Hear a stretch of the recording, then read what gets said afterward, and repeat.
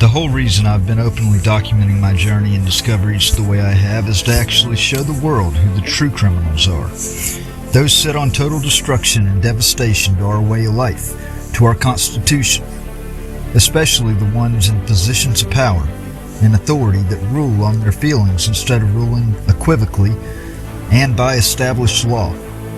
Those susceptible to influence, and of course the immoral and unethical influencers themselves that have used their power, money, and other means to absolutely destroy lives for their own personal gain. The ones who destroyed my life for their own personal gain. To show how low these low-life thugs hit, which is far lower than I even imagined when I tossed care and any inkling of fear to the side and said enough is enough.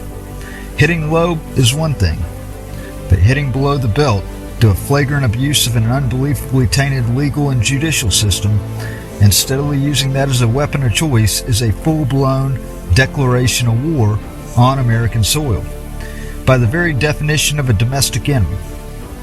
This is exactly what our founding fathers warned us about and had the knowledge to foresee in the future. That is why they crafted the Constitution the way they did. And that is why everything is laid out the way it is in the Declaration of Independence that preceded our Constitution. I believe the preamble says it best in saying that we hold these truths to be self-evident, that all men are created equal, that they are endowed by their Creator with certain unalienable rights, that among these are life, liberty, and the pursuit of happiness. I 100% declare this to be a constitutional crisis and an ethical atrocity. I have demonstrated and produced non-stop evidence supporting just that, the entire time. Beyond all doubt, this area has casted the largest cast net of lies I've ever imagined. It has fallen gullible to extremely corrupt judges, appointed and elected officials, law enforcement agencies both state, county, and federal, the liberal news media completely ignoring all evidence and proof of wrongdoing, and so have a majority of the citizens in this area.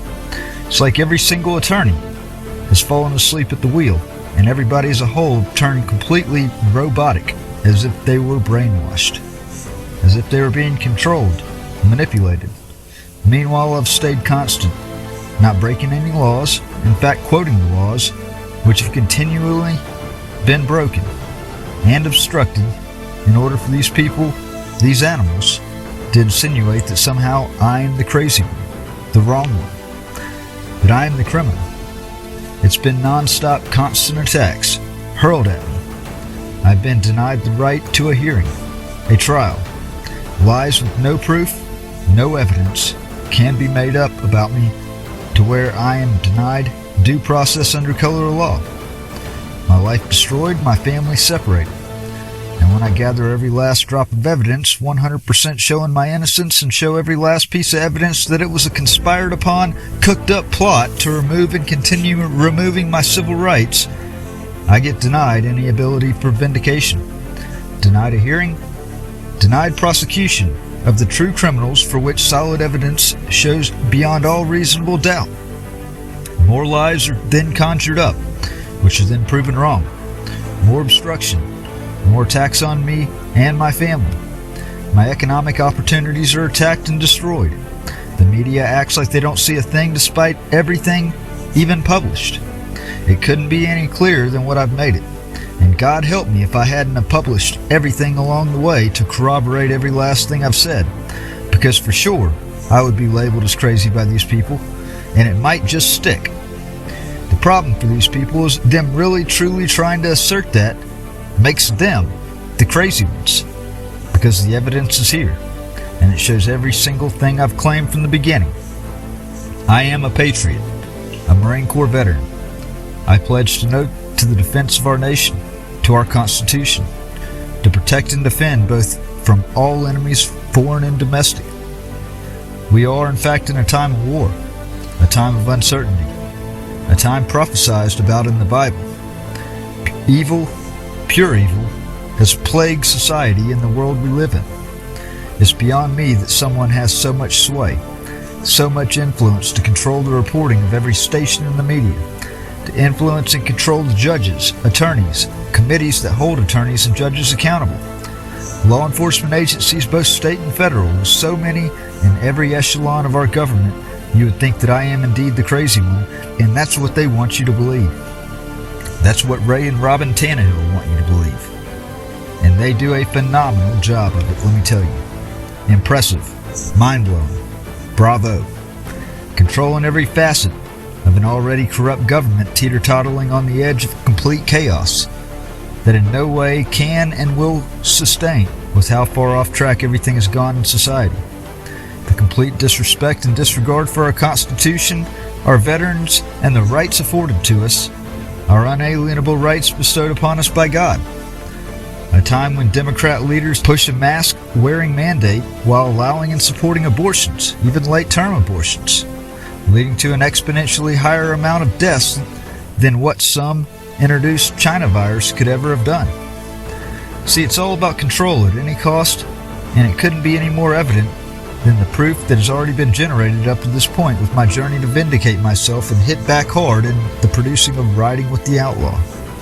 This type of disgusting fraud and corruption, the stacking of the deck, the further politicization of the courts, and the further manipulation of the media will never be condoned by a free society still composed of patriots, militia, and all who pledged a lifelong oath to America to protect and defend against this very thing.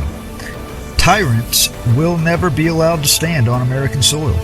It's crystal clear that at the hands of a socialist mayor and her puppeteer husband, that the city of Oxford and its surrounding areas have become Constitution-disregarded zones that are not ruled upon by law, but rather ruled upon by mob and influence. It has forever destroyed the integrity of the state that I held in high regard at one time, when its citizens actually had a backbone, understood right from wrong, had a strong knowledge and showing of ethics, rejected socialism and its ways brought about through the tyrannic ones at the top of the pyramid, throwing their influence to bring about whatever change they desire without regard or care for our established laws, our supreme laws, and human decency. As I've said, animals, disgusting animals, that have taken society to a point of being at war with itself. The people that will be responsible for the largest bloodshed in the history of the world when the Second Civil War breaks out within the boundaries of this once great nation, and it's lingering on the horizon.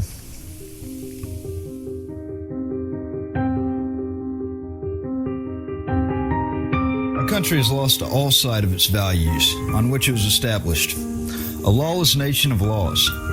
I've never in my life witnessed such an atrocity, and yet it serves as a daily reminder that our freedom never truly comes free. It comes at a price. We never plan to fail. Rather, we fail to plan. And that's what truly holds each and every one of us back from our true potential. Be thankful for each and every opportunity you have, and make the most of it. Be unwavering in your commitment, even if others don't agree with you.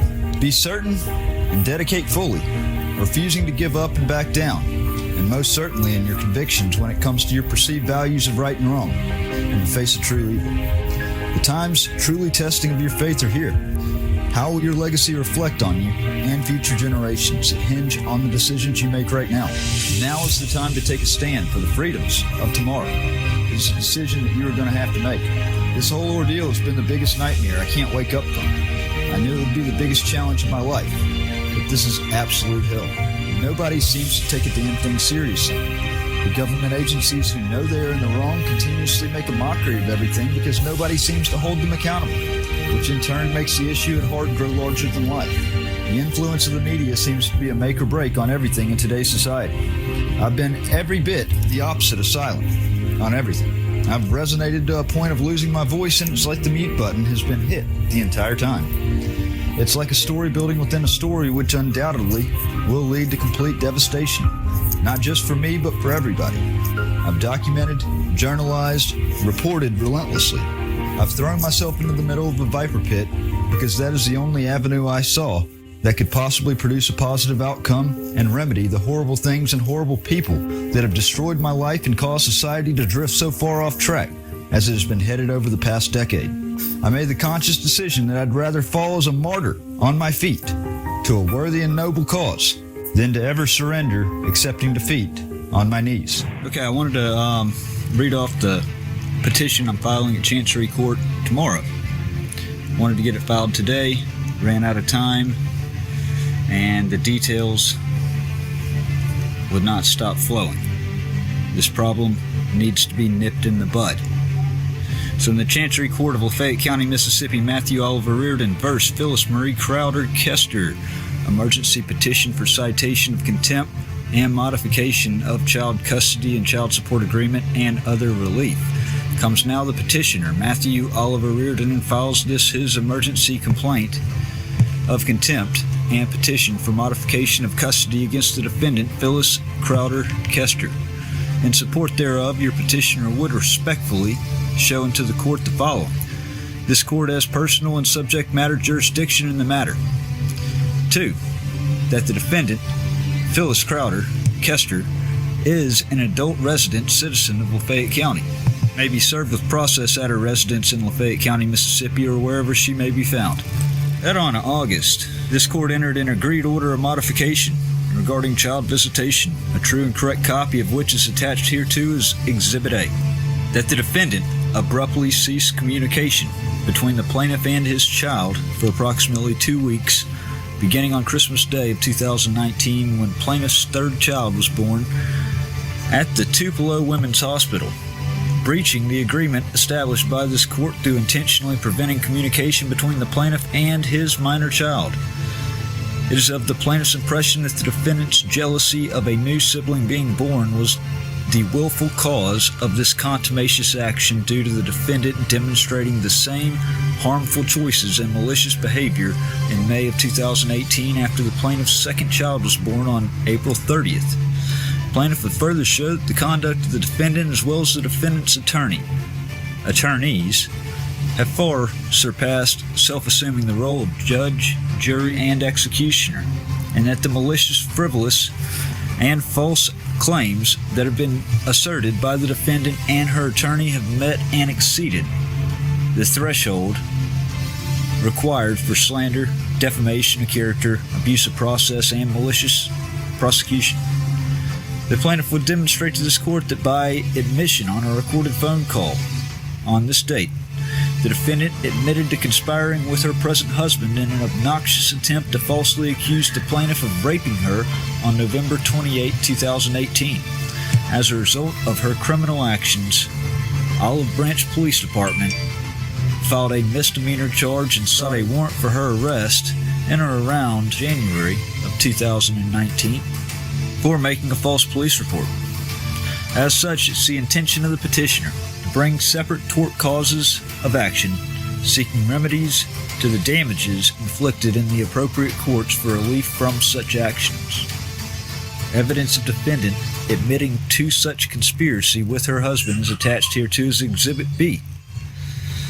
As if this wasn't obnoxious enough, and all the legal showboating by the defendant and her attorneys at the intentional compromise of a loving and caring father whom has demonstrated the highest echelon of civility and restraint with defendant, despite the sacred bond between father and daughter severed over and over again at the hands of one that clearly demonstrated a lack of moral turpitude, empathy, and a complete disregard for others, including the minor child.